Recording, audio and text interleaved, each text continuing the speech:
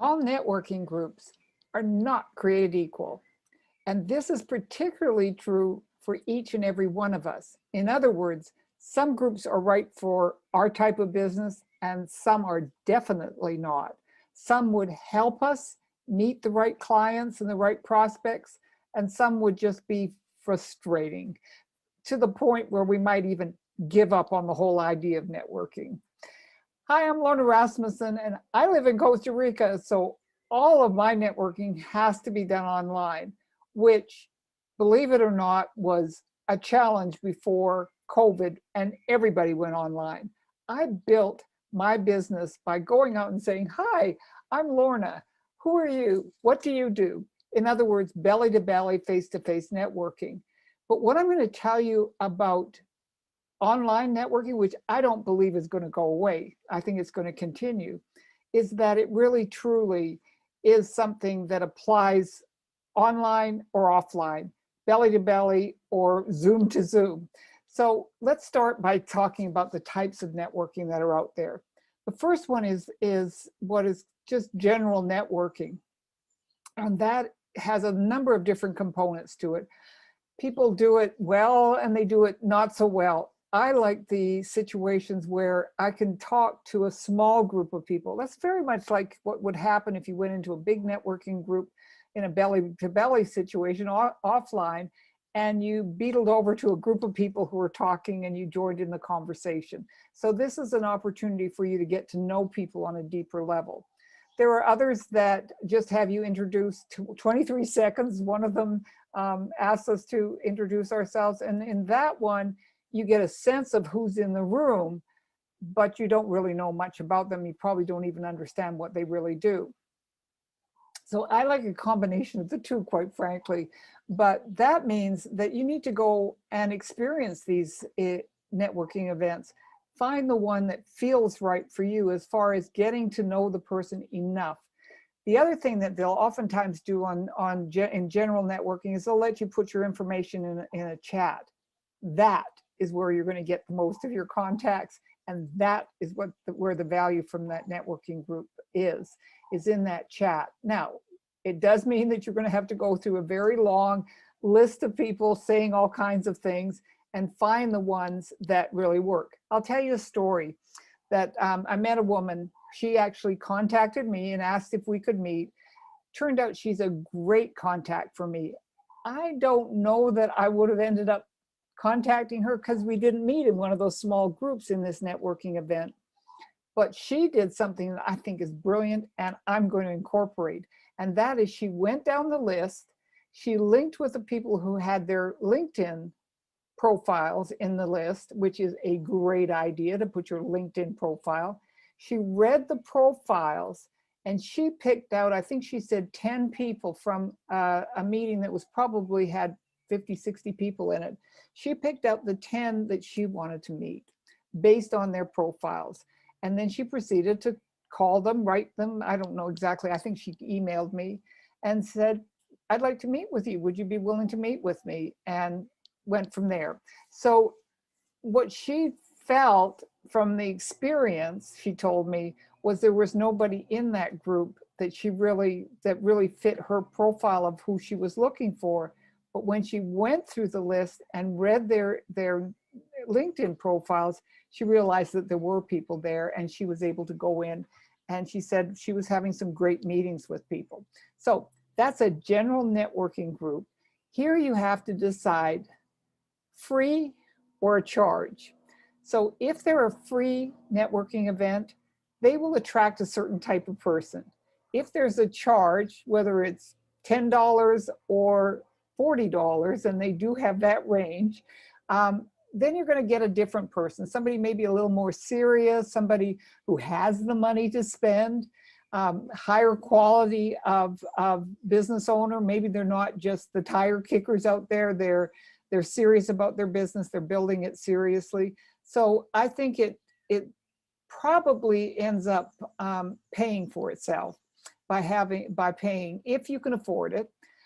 So that, again, you want to check it out. Oftentimes the ones that charge, if you call the organizer and say, I just want to check your your networking group out to make sure that it really is something that I want to do, they'll oftentimes let you come in for free. So that's a little hint. The other is are they local? Are they focused on local, or are they focused on national or even international? Why does that matter to you? Because if your best clients, your ideal client, is a local client, you want to make sure that they're focused on that. They may be a group that has chapters all over the country. I know there's a number of groups that do put on networking events who have chapters. And that means that you would be attached to a chapter. They probably have in-person networking as soon as that's possible, but they have the online networking as well. So that has more to do with you and your business and what's going to be appropriate for your business than anything else. They also tend to have a charge because there's somebody organizing it and putting this whole thing together. The final one I want to talk about are ongoing organizations. They can be online organizations. They may be on Mighty Networks, which is a Facebook-like group where you're paying on a regular basis to attend the networking events, but they have all kinds of other things, membership things attached. There are actual organizations, there are affiliations, there are groups of people who do networking, but they are surrounded by, or organized rather, around a certain group of people. An example would be NABO, which is the National Association of Women Business Owners. There again, there's a charge. There's possibly even a charge for attending. They may be online, they may be offline, but here's what's important about that is that you meet people and create relationships with those people. If these are your people, your ideal client, it may be well worth it. So that's one group of type of networking. Another is called referral networks, and those are built primarily to give leads to each other. BNI is a big national, international actually, organization that puts these on. They'll usually limit who is allowed to join. There usually is a cost, although they may have free ones for the time being and then start charging later on when they go face-to-face and belly-to-belly. But what's really interesting about this is if you pick the right group, and by that, these are serious people, they have connections, and you need to do some homework and find out if that's the case. If you pick the right group, you literally can create a group of people who refer you to other businesses. So for instance, if you are selling a B2B service, you want to make sure there are people in there who are also selling different services, but to business owners. So that's a business, B2B is business to business. If you're selling to the consumer, maybe what you're looking for are people who have compatible products. If you're selling products for the home to clean the home, you may be wanting to connect with people who are selling in the same way but different products, and maybe you can put on parties together or you can put on events together. So you're looking for who's in that group. Again, you want to check it out. Again, there's usually an opportunity for you to do so at no cost, so make sure you go and check those people out. So those are the two major groups I want to talk about. The associations and things like that, that gets into a whole other area.